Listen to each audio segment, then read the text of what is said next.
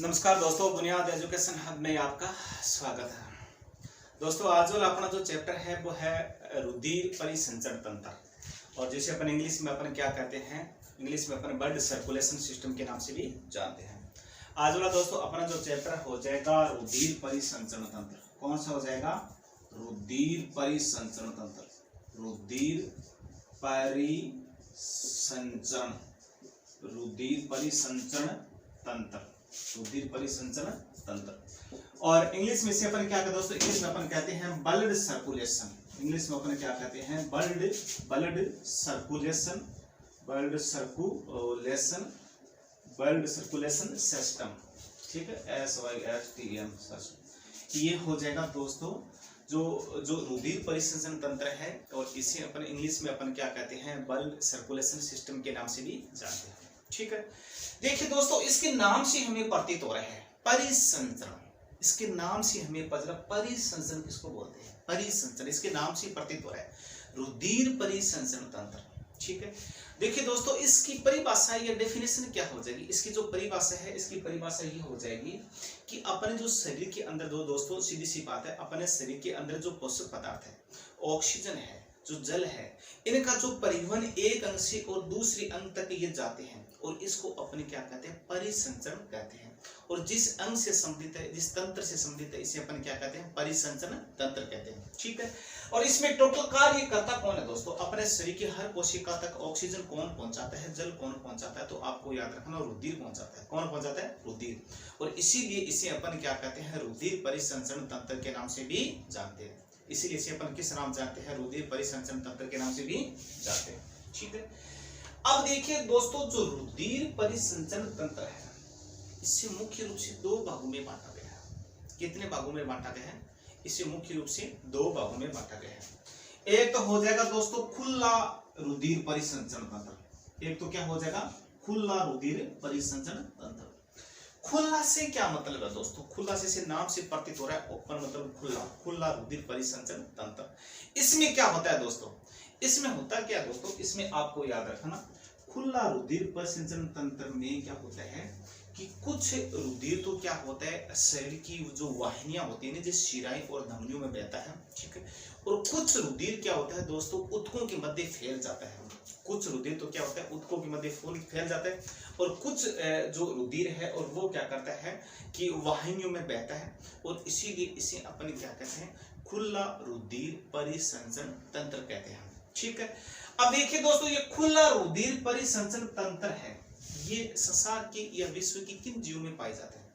तो दोस्तों आपको याद रखना, दो संघ है, एक तो है आर्थ्रोपोडा संघ और दूसरा है मोलस्का संघ। ठीक है, तो एक तो है आर्थ्रोपोडा संघ और आर्थ्रोपोडा संघ। तो इसमें आपको याद रखना दोस्तों, जो आर्थ्रोपोडा संघ है और आर्थ्रोपोडा संघ के बारे में आप याद रखना, जो आर्थ्रोपोडा संघ या आर्थ्रोपोडा समूह है, ये विश्व का सबसे बड़ा जंतुओं का समूह है दोस्तों। विश्व का सबसे बड़ा जो जंतुओं का समूह वो कौन सा है? तो वो आपको याद रखना आर्थ्रोपोडा संघ है। अब दोस्तों आपके दिमाग में आ रहा है कि सर आर्थ्रोपोडा संघ है, इसमें कौन कौन से जीव आते हैं? तो दोस्तों इसमें जीव कौन कौन से आते हैं? तो आपको याद रखना, जितने भी जो कीट पतंगे हैं, जितने भी जो कीट पतंगे हैं, मकड़ी है या मक्खी है या जो तितलियां हैं, ये सभी के सभी दोस्तों आपको याद रखना, ये आर्थ्रोपोडा संघ या समूह में आते हैं। और ये आर्थ्रोपोडा समूह आपको याद रखना दोस्तों, ये संसार का सबसे बड़ा समूह है। ठीक है, अब दोस्तों इसका उदाहरण क्या हो जाएगा? ठीक है, तो आपसे पूछ ले जाए कि आर्थ्रोपोडा संघ है, इसमें जीव कौन कौन से? तो जीव में देखिए, इसमें दोस्तों जितने भी कीट पतंगे हैं, जितने भी कीट पतंग हैं, जितने भी जो कीट पतंगे हैं, ठीक है, इसके अलावा मकड़ी क्या हो जाएगा? इसके अलावा मकड़ी है। ठीक है, इसके अलावा मक्खी, इसके अलावा क्या हो जाएगा? मक्खी। इसके अलावा हो जाएगा दोस्तों कॉकरोच। क्या हो जाएगा? कॉकरोच। ये क्या होता है? इनमें खुला रुधिर परिसंचरण तंत्र पाया जाता है। सीधी सी बात है दोस्तों कि चार ऑप्शन दे दिया जाए, एक तो मकड़ी दे दे, एक केंचुआ दे दे, और एक मानव दे दे, और एक मेंढक दे दे। तो इसमें से पूछ लिया जाए कि निम्नलिखित में किस जीव में खुला परिसंचरण तंत्र पाया जाता है। तो किस में पाया जाता है? मकड़ी में पाया जाता है। या कीटों में किस प्रकार का रुधिर परिसंचरण तंत्र पाया जाता है? तो खुला पाया जाता है। मक्खी में, कॉकरोच में, जितने भी दोस्तों जो ये कीट पतंगे हैं या जो आर्थ्रोपोडा संघ के जितने जीव हैं उनमें क्या होता है दोस्तों, आपको याद रखना, खुला रुधिर परिसंचरण तंत्र पाया जाता है। ठीक है, अब आगे वाला हो जाएगा दोस्तों 2 नंबर। 2 नंबर कौन सा हो जाएगा? 2 नंबर हो जाएगा बंद परिसंचरण तंत्र। बंद परिसंचरण तंत्र दोस्तों, इसका मतलब होता है कि अपना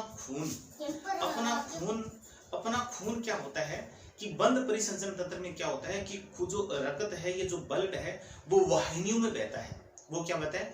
वाहिनियों में बहता है या नलिकाओं में बहता है। और अपने शरीर की अगर बात करें तो अपने शरीर में जो वाहिनियां होती है, जैसे अपन बात करूं धमनी होती है, जैसे शिराएं होती है, अपने शरीर में क्या होता है, जो अपना ब्लड है वो खुला नहीं बहता है, वो धमनियों में और शिराओं में बहता है। और इस प्रकार के तंत्र को दोस्तों अपन क्या कहते हैं? इस प्रकार के तंत्र को अपन बंद परिसंचरण तंत्र कहते हैं। ठीक है, अब देखिए दोस्तों, बंद परिसंचरण तंत्र में आपसे क्या है कि इसमें आपसे कोई परिभाषा कोई नहीं पूछेगा। ठीक है, इसमें आपको उदाहरण पूछा जाएगा। ठीक है, इसमें इस प्रकार से पूछा जाएगा कि कॉकरोच में किस प्रकार का परिसंचरण तंत्र पाया जाता है? खुला। या ऊपर दे दे कि खुला, निम्नलिखित में किस जीव में खुला परिसंचरण तंत्र पाया जाता है? 4 ऑप्शन दे दे, एक कॉकरोच दे दे, दूसरा बकरी दे दे, तीसरा कोई पक्षी दे दे या चिड़िया दे दे, चौथा कोई सरीसृप या सांप दे दे। तो इनमें आपको याद रखना कि कॉकरोच में खुला पाया जाता है। ठीक है, अब देखिए दोस्तों, बंद परिसंचरण तंत्र में मैंने आपको बता दिया। अब इसका उदाहरण क्या हो जाएगा? उदाहरण के बारे में देखिए दोस्तों, एक तो हो जाएगा केंचुआ। क्या हो जाएगा? केंचुआ। आपसे पूछ लीजिए कि केंचुआ में किस प्रकार का परिसंचरण तंत्र पाया जाता है? बंद पाया जाता है। ठीक है, इसके अलावा दोस्तों आपको याद रखनी, मछलियां, जितनी भी मछलियां हैं और मछलियों में किस प्रकार का परिसंचरण पाया जाता है? बंद। ठीक है, इसके अलावा दोस्तों हो जाएगा मेंढक। इसके अलावा क्या हो जाएगा? मेंढक। इसके अलावा दोस्तों हो जाएगा मानव। क्या हो जाएगा? मानव। इसके अलावा दोस्तों आपको याद रखना पक्षी। क्या हो जाएगा? पक्षी। और इसके अलावा दोस्तों आपको याद रखना सरीसृप। क्या हो जाएगा? सरीसृप। तो दोस्तों मेरा कहने का मतलब क्या है, तो आपको याद रखना है जो केंचुआ ना, इसमें जो परिसंचरण तंत्र कैसा होता है? बंद होता है। और जितनी भी मछलियां दोस्तों संसार में उनमें किस प्रकार का परिसंचरण तंत्र पाया जाता है? बंद पाया जाता है।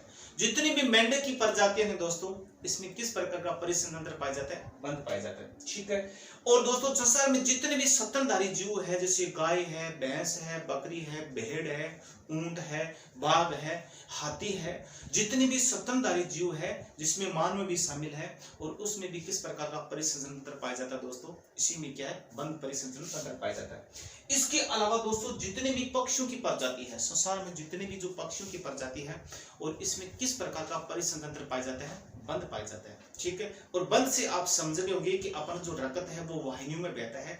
और अगर अपन अपने शरीर की बात में, जैसे होता है रुधिर और शिराएं, अपना जो रक्त है, अपना जो ब्लड है वो रुधिर और शिराओं में बहता है, इसी प्रकार से इन जीवों में जो ब्लड है वो रुधिर और शिराओं में बहता है, और इसे अपन क्या कहते हैं? बंद परिसंचरण तंत्र कहते हैं। ठीक है, इसके अलावा दोस्तों जितनी भी सरीसृप है, जितनी भी जो सांप की प्रजातियां हैं, जो किंग कोबरा है, जो भी जितनी भी सांप की प्रजातियां हैं, या जो छिपकलियां हैं, इन सभी में, और दोस्तों आपको याद रखना, बंद परिसंचरण तंत्र पाया जाता है।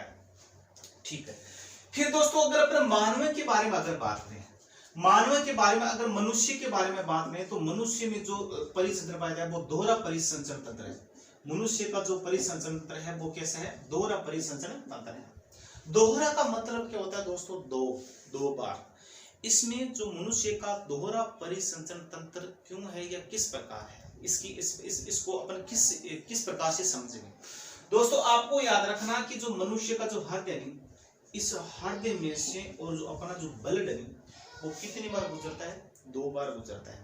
और इसीलिए मनुष्य की परिसंचरण तंत्र को दोहरा परिसंचरण तंत्र भी माना गया। अब 2 बार कैसे गुजरता है दोस्तों, वो देखिए। सबसे पहले देखिए दोस्तों, मैं आपको बताता हूँ कि अपना जो अंग है, अंग से क्या होता है कि जो अशुद्ध रक्त है वो अपने क्या होता है कि हृदय के दाएं भाग में आता है। अपने शरीर का जो विभिन्न अंग है और विभिन्न अंगों से जो अशुद्ध रक्त है वो क्या होता है? हृदय के दाएं भाग में आता है। फिर हृदय के दाएं भाग में आने के बाद में जो फेफड़ा होता है, और फेफड़े में क्या होता है? शुद्ध होने के लिए भेज दिया जाता है।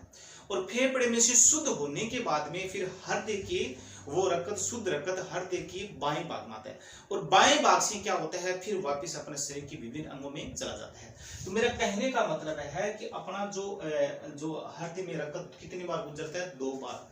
और इसीलिए दोस्तों आपको याद रखना कि मनुष्य का जो परिसंचरण तंत्र है वो कैसा है, दोहरा है। ठीक है, अब देखिए दोस्तों आपके दिमाग में आया कि सर ये जो रुधिर परिसंचरण तंत्र है, ठीक है, तो इसमें भाग लेने वाले मुख्य अंग कौन कौन से हैं, मतलब किसको अपन सामूहिक रूप से रुधिर परिसंचरण तंत्र बोलते हैं।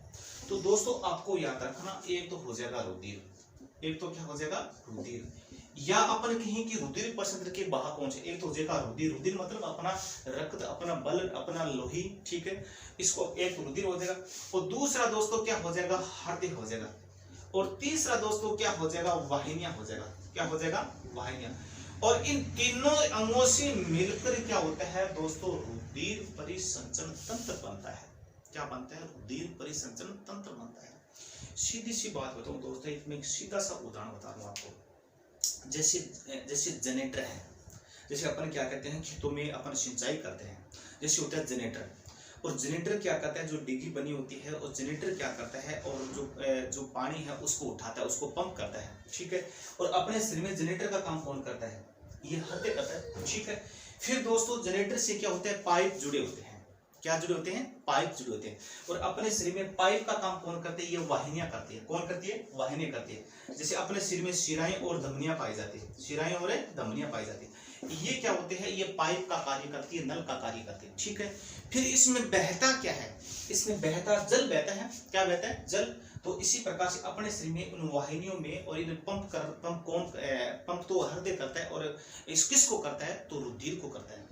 तो आपको याद रखना, जब अपन खेत में सिंचाई करते हैं तो जल को अपन रुधिर मान लेना। जो जनरेटर होता है, जो जल को जो उठाता है, पंप करता है, उसको आप हृदय मान लेना, ठीक है। और फिर जो पाइप होते हैं, जो नल होते हैं, उसे अपना वाहिनी मान लेना।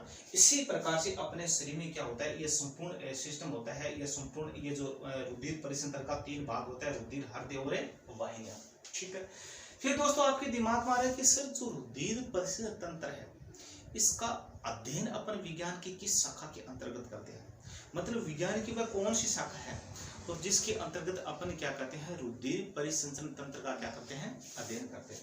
तो उसको दोस्तों अपन क्या बोलते हैं, उसको अपन एंजियोलॉजी बोलते हैं। क्या बोलते हैं, एंजियोलॉजी। और एंजियोलॉजी के अंतर्गत दोस्तों अपन क्या करते हैं कि रुधिर परिसंचरण तंत्र का क्या करते हैं, अध्ययन करते हैं। किसका अध्ययन करते हैं, रुधिर परिसंचरण का अध्ययन करते हैं। अब दोस्तों आपके दिमाग में आ रहा है कि सर रुधिर परिसंचरण तंत्र है, इसकी खोज किसने की थी। ये भी इंपॉर्टेंट क्वेश्चन है दोस्तों, बार बार आ रहा है एग्जाम में। तो इसकी खोज है, और इसकी खोज के बारे में आप याद रखना दोस्तों, इसकी खोज की थी विलियम हार्वे। किसने की थी, विलियम हार्वे। विलियम हार्वे नामक वैज्ञानिक था जिसने 1628 में और रुधिर परिसंचरण तंत्र की क्या की थी, खोज की थी। फिर दोस्तों आपसे क्वेश्चन पूछ लेते हैं कि एंजियोलॉजी का जनक या एंजियोलॉजी का पिता किसे कहते हैं, विलियम हार्वे को कहते हैं। क्यों, क्योंकि एंजियोलॉजी में अपन किसका अध्ययन करते हैं, रुधिर परिसंचरण तंत्र का अध्ययन करते हैं। और इसका अध्ययन सबसे पहले इसके बारे में किसने बताया था, विलियम हार्वे ने बताया था। इसीलिए विलियम हार्वे को रुधिर परिसंचरण तंत्र या ब्लड सर्कुलेशन सिस्टम या एंजियोलॉजी का क्या कहते हैं, जनक या पिता या फादर कहते हैं, ठीक है। ये दोस्तों इतना, ये जो रुधिर परिसंचरण तंत्र की क्या हो जाएगी, आज शुरुआत हो जाएगी। और कल वाला अपन जो चैप्टर करेंगे वो रुधिर हो जाएगा। रुधिर के बाद में कौन सा हो जाएगा, हृदय हो जाएगा। और हृदय के बाद में कौन सा हो जाएगी, वाहिनियां, ठीक है। और ये भी दोस्तों अन्य चैप्टर की भांति बहुत इंपॉर्टेंट चैप्टर है, ठीक है। अब देखिए दोस्तों क्वेश्चन किस प्रकार से आता है, वैसे तो मैंने आपको पहले ही बता दिया था किस प्रकार से। अब देखो दोस्तों यहाँ से आपको क्वेश्चन पूछा जाएगा कि जैसे एक ऑप्शन दे दिया, मकड़ी दे दिया, ठीक है, या कीट या मक्खी दे दिया, मछली दे दिया, मेंढक दे दिया, केंचुआ दे दिया। इसमें पूछ लीजिए कि निम्नलिखित में किस में खुला परिसंचरण तंत्र पाया जाता है, तो आपको क्या करना है, मक्खी में करना है, ठीक है। फिर दोस्तों 4 ऑप्शन दे दे, पक्षी दे दे, कोकरू दे दे, मकड़ी दे दे और मक्खी दे दे। और इसमें से आपसे पूछ लिया जाए कि निम्नलिखित में से किस में बंद परिसंचरण तंत्र पाया जाता है, तो बंद किस में पाया जाता है, पक्षी में पाया जाता है। इस प्रकार से दोस्तों यहाँ से क्वेश्चन उठेंगे, ठीक है। इसके अलावा दोस्तों आपको याद रखना कि मनुष्य का जो परिसंचरण तंत्र है वो कैसा है, दोहरा है, ठीक है, क्यों, तो वो मैंने आपको बता दिया। फिर दोस्तों क्वेश्चन यहां से पूछेगा कि रुधिर परिसंचरण तंत्र के अध्ययन को अपन क्या कहते हैं, एंजियोलॉजी कहते हैं, ठीक है। फिर एंजियोलॉजी की पिता कौन है या जनक कौन है या फादर कौन है, तो वो विलियम हार्वे है, ठीक है। या फिर आपसे पूछ ले जाए दोस्तों कि रुधिर परिसंचरण तंत्र की खोज किसने की थी, तो आपको याद रखना विलियम हार्वे ने की थी, ठीक है। ये दोस्तों रुधिर परिसंचरण तंत्र का छोटा सा परिचय हो जाएगा, ठीक है। और कल वाला अपना जो चैप्टर है वो रुधिर वाला है, ब्लड वाला है। ये भी बहुत इंपॉर्टेंट क्वेश्चन है, ज्यादातर एग्जाम में या बहुत क्वेश्चन यहाँ से एग्जाम में होते हैं, हर एग्जाम में, ठीक है।